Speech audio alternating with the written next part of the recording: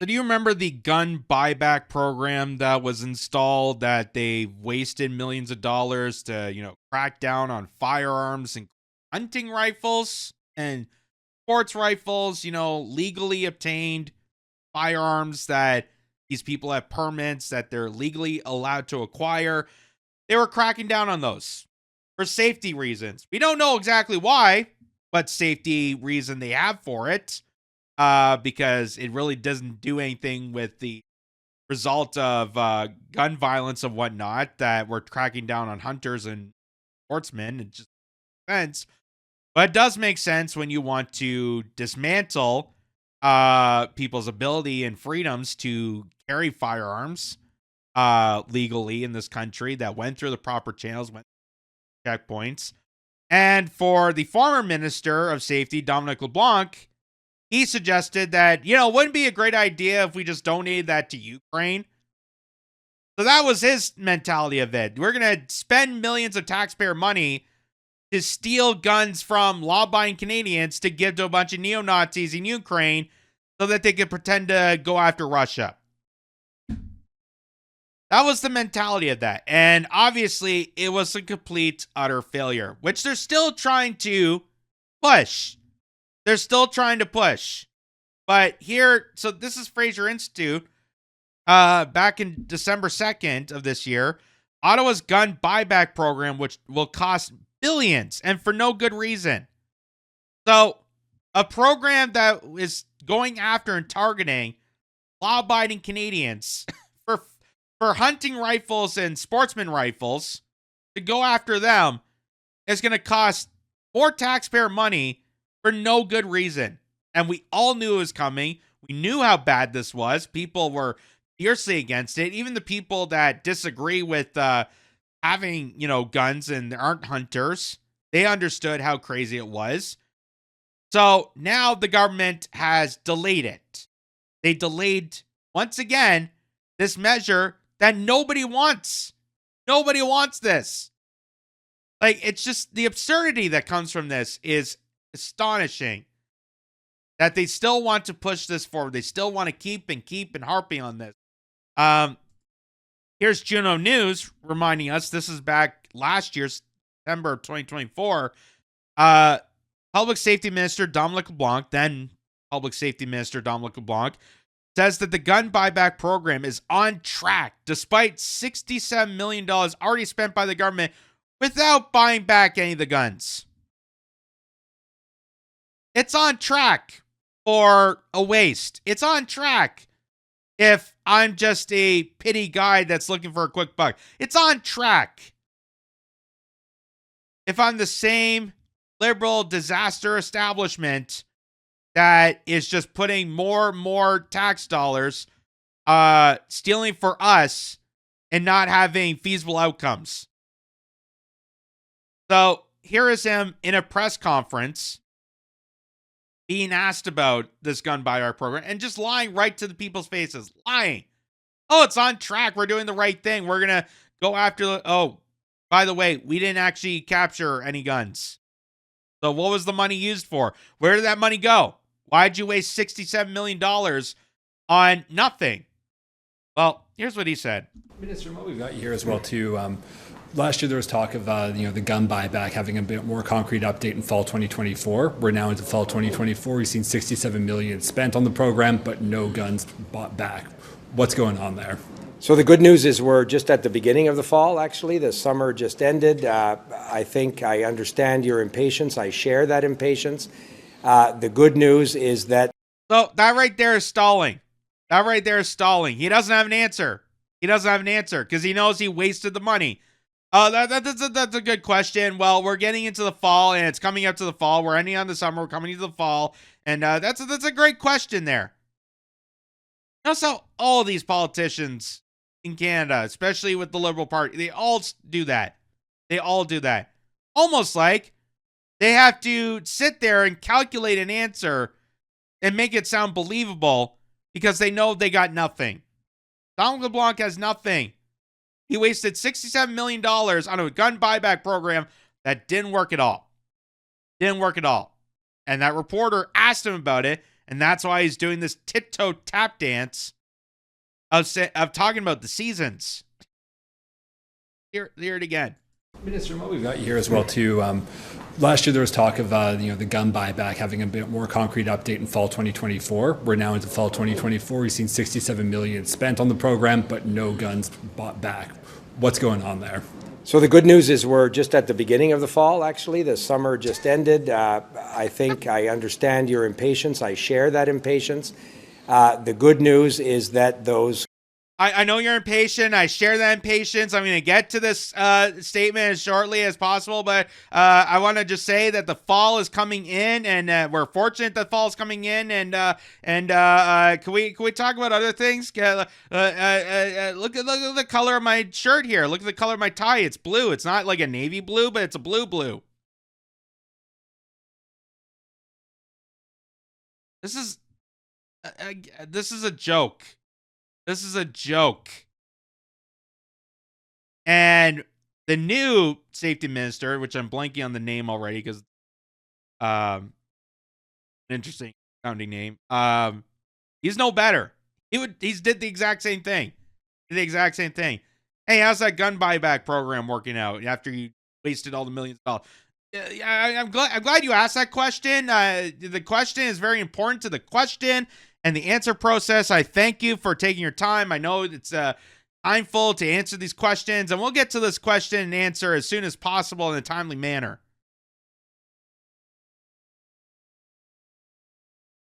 Concrete steps that we spoke about in terms of buying back, retrieving, and disposing of those military-style assault weapons that have no place on the streets of Canada. Well, unless we can take them to Ukraine. Just remember that. That was the other part of his theory of this. That, hey, wouldn't it be feasible if we took all those, assault rifles and hunting rifles and all the law-abiding citizens here in this country, we deprive them from their ability to legally obtain these rifles and firearms, and we just give it to a bunch of neo-Nazis, because what could they do wrong? Will begin in the next month and a half.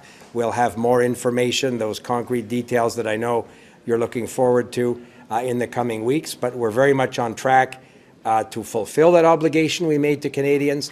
A lot of work has been done.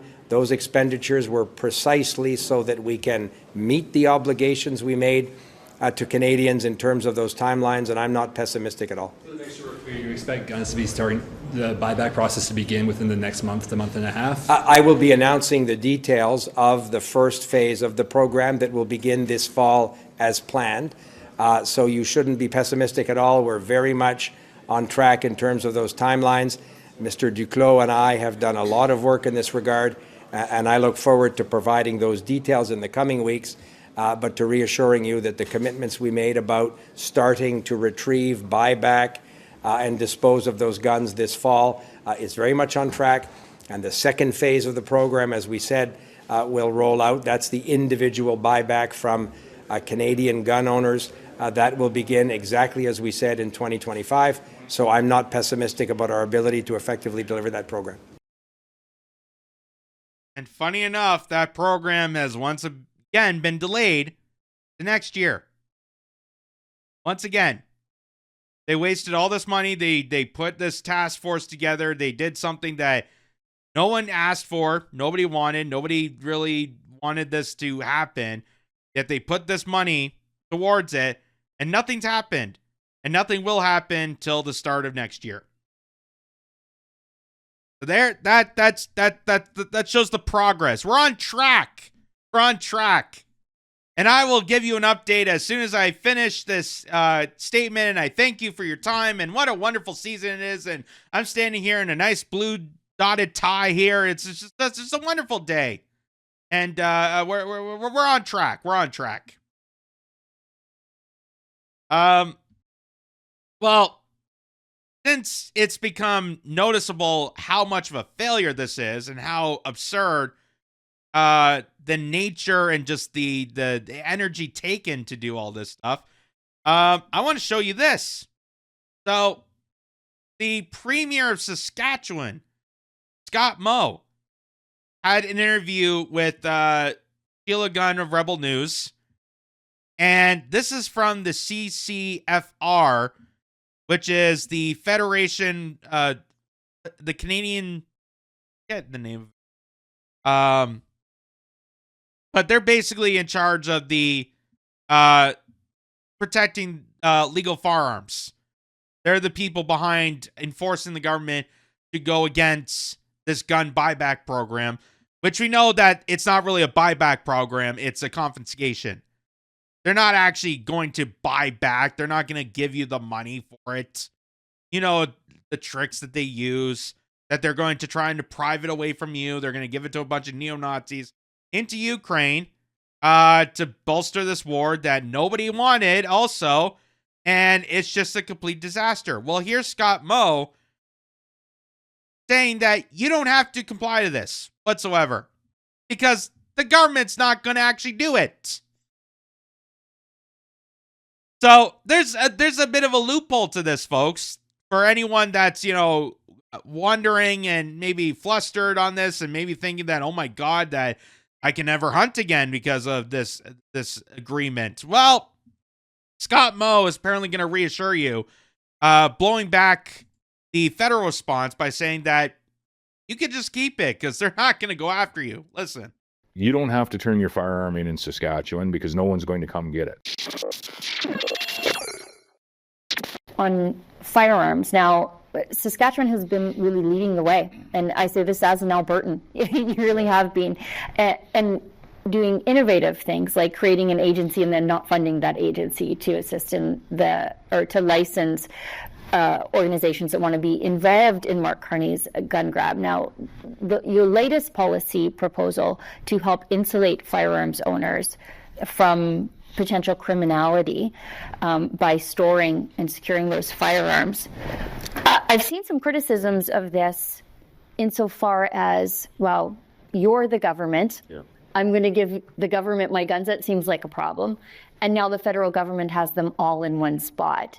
So are there any fail-safes, or have you considered fail-safes in that legislation to prevent the feds from just going, okay, thank you. You have them, now we do. Mm-hmm. This is going to become challenging, and I see just this morning this implementation is delayed until next year. Okay. I suspect that's because the minister is finding some challenges in the operations of, what I think is a severely flawed plan, and not a plan that is in any way indicative of the wishes of at least Western Canadians. And I would say, more largely, I think you'd find Canadians that aren't supportive of this policy the first time it was trying to be introduced a number of years ago, and even now. So a lot of our policy in Saskatchewan is reactive to protect, hunters and firearm owners' rights in this province. And so we are only able to go so far in this space as it is federal jurisdiction. But there are a number of things that we are doing to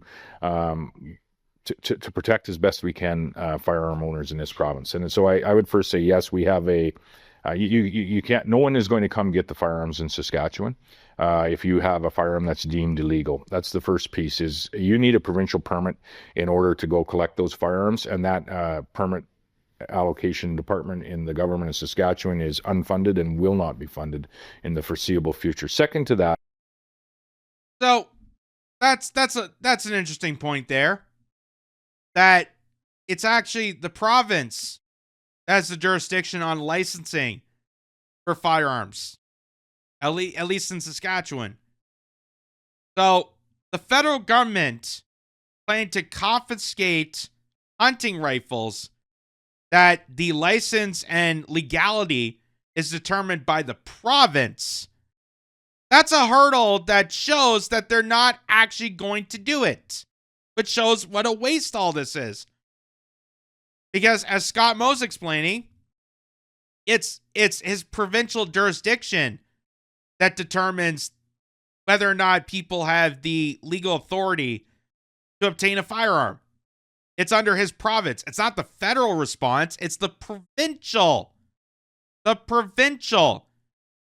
And that's why you're seeing the Premier Scott Moe, same with Daniel Smith in Alberta and many other premiers in the prairies, kind of aligning with this because they know that the federal government has no say in this.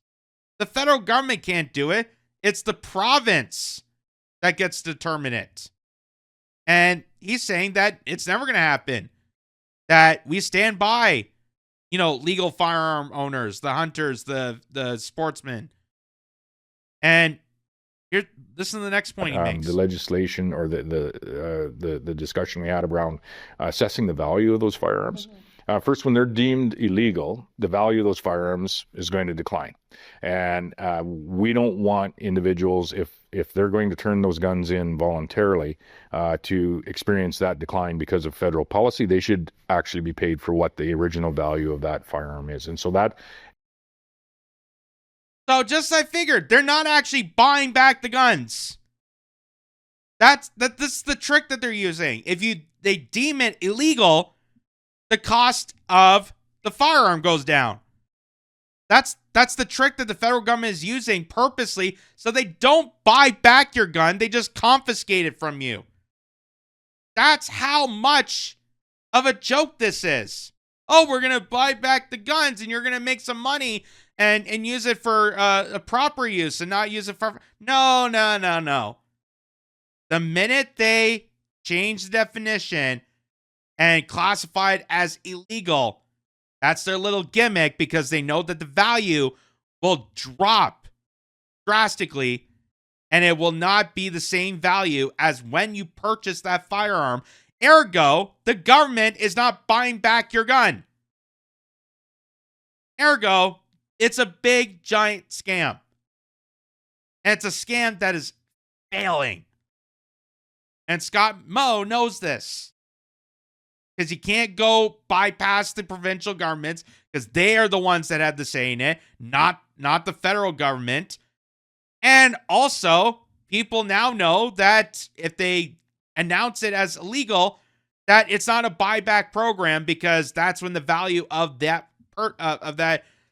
firearm immediately drops. So the government doesn't have to buy your gun back. So people are aware how much of a scam this is. Is protecting firearms owners that may want to turn their gun in. I don't suspect that'll be very many in Saskatchewan, but herein lies the trouble, and herein lies the challenge that we don't have a solution for as of yet.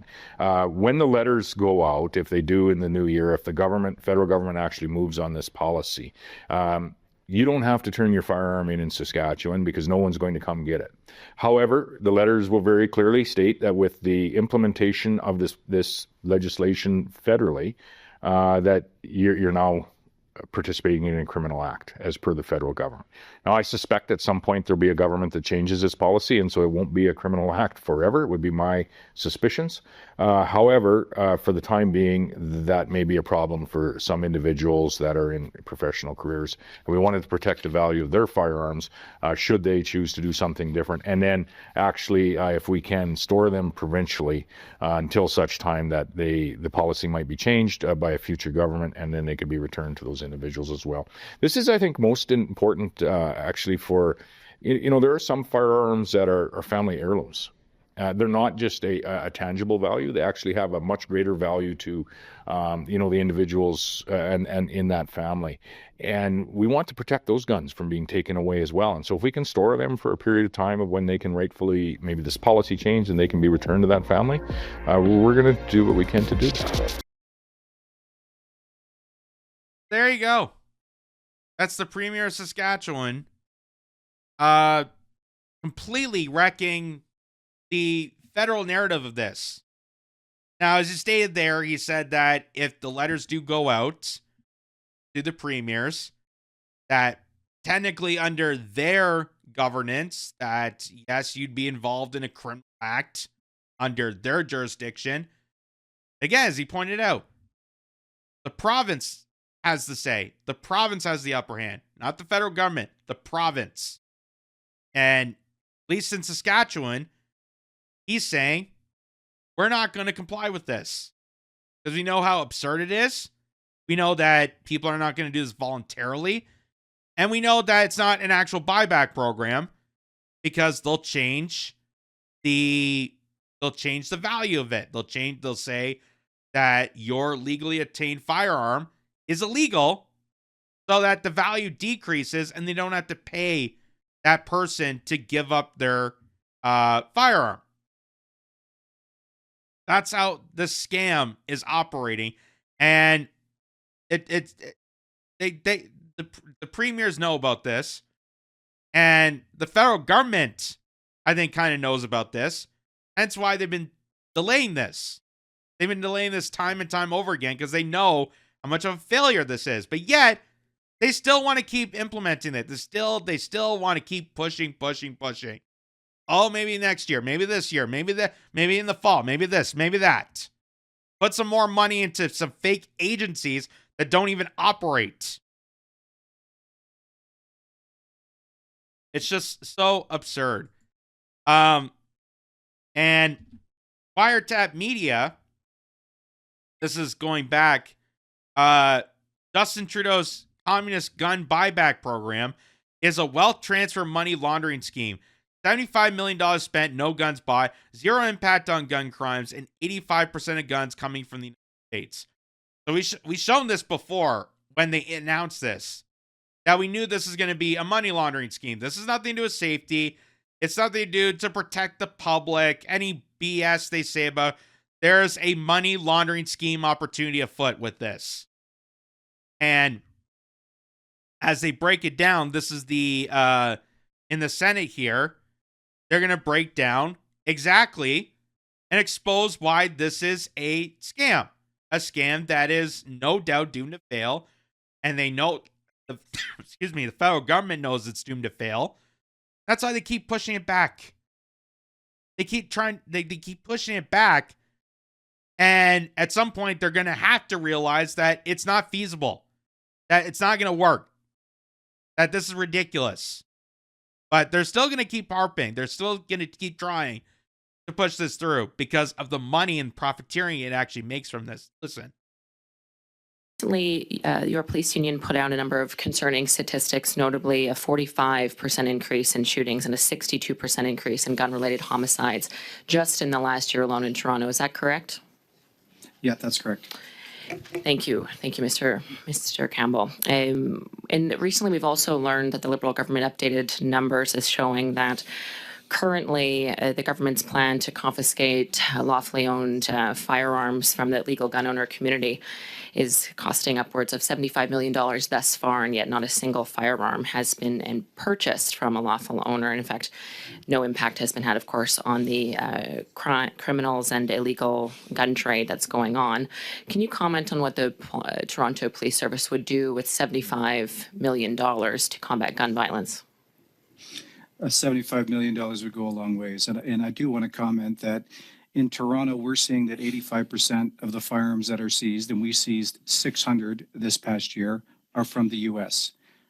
We completely feel the current gun ban buyback program has zero impact on crime in the city of Toronto. Focuses on legal gun owners and not on the criminals committing offenses. And another thing that's so important is our bail reform. We are seeing repeat violent offenders time and time again firing illegal handguns in the streets of Toronto.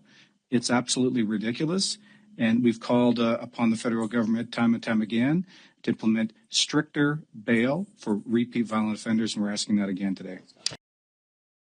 So that is the head of the Toronto Police Association in testimony, completely dismantling this whole proposal, saying that the guns that are coming in, that they're reporting involved with, homicides and, the attacks that are happening in Toronto are coming from the United States.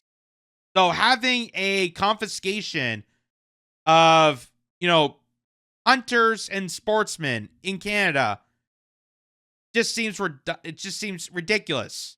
It doesn't actually combat the problem. It doesn't combat the problem that there's going to be underground markets that they're going to transfer over the border of these illegal handguns.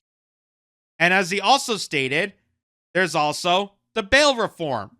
The fact that we're catching and releasing these violent criminals and throwing them back in the streets to commit more crimes. So this idea that you think you're going to resolve, public safety issues by taking away a person's ability to hunt or to do target practice at a shooting range because they're legally lawful citizens to combat the illegal, unlawful citizens. It's ridiculous. And we knew this from the start. We knew that this was a scam. We knew that this was an absolute lie and absurdity and insulting, that they thought that, oh, yeah, people are just going to volunteer to, give their guns and then they're going to get some money out of the government because it's a buyback. Yeah, it was never a buyback. It was never a buyback. They're going to find some way, some excuse, some loophole. And as Scott Moe said, the minute you announce and classify something as illegal, they don't have to pay you. They don't have to give you money. They don't have to buy back anything. So they found the loophole. They found a loophole. And here's the head guy of the Toronto Police Commission, the head honcho, openly stating that there is so many other things wrong that actually would combat crime in Toronto, that the Liberal Party, that Dominic LeBlanc and Mark Carney and the rest of his cohorts, they are not responding to. And also the provincial government I will also address. Because Doug Ford, every time he goes on to stage and says, oh my God, can you believe what happened in this town and this guy that got arrested? And can you believe that the Supreme Court's let this guy go? Can you believe that? He's also at fault. Because he's the Premier of Ontario, meaning he's responsible for the jurisdiction in Ontario. And he does not respond. He does not respond. He is part of the problem the same way Mark Carney is the part of the problem. And this is why all this is happening. And really, I know it sounds like a broken record saying this, but it's really intentional, all this crime and violence and uptaking of this.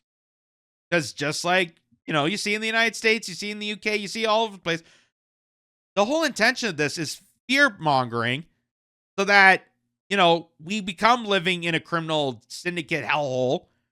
And that way they can start deploying this mass surveillance, this overreaching Orwellian system upon everybody.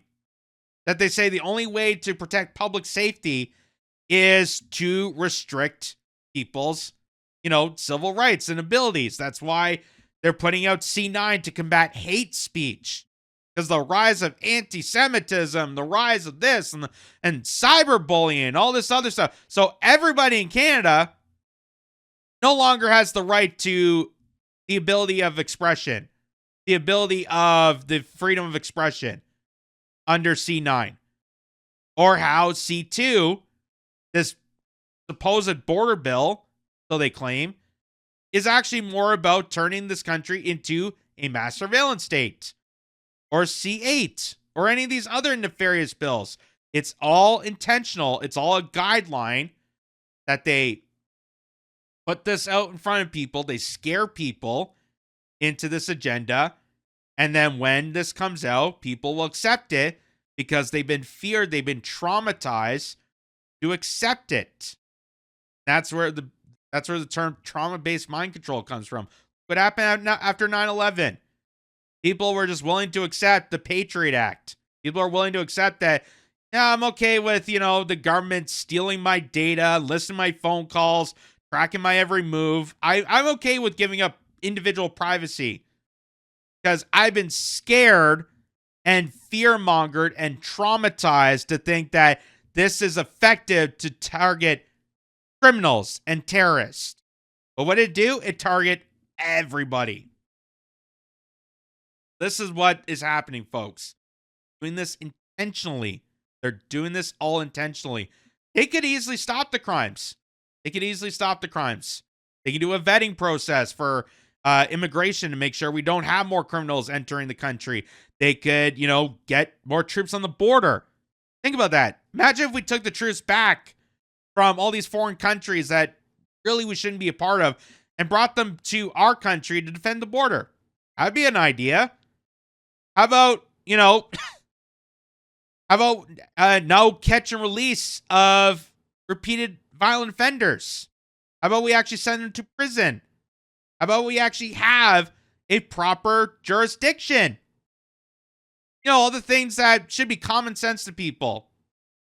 That just goes completely out of question. But why do that when you can just, fake a gun buyback program and pretend you're doing, good work when it does nothing? And the premier of Saskatchewan, Scott Moe, even came forward and said, you don't have to give up the gun. You don't have to do anything because it's so absurd. It's so ridiculous. It's so laughable. Of course, they're not going to go after you. They don't have the power. They don't have the envy. They're making up fake agencies to pretend that they're doing this, but it doesn't work. And then they just delayed it once more. So it's so laughable that they want to keep going on this, that they know it's going to fail. They know they're failures. We'll just wait and see. Wait and see in the next year if they can once again fool people to think that the buyback program is going to be helpful for Canadians.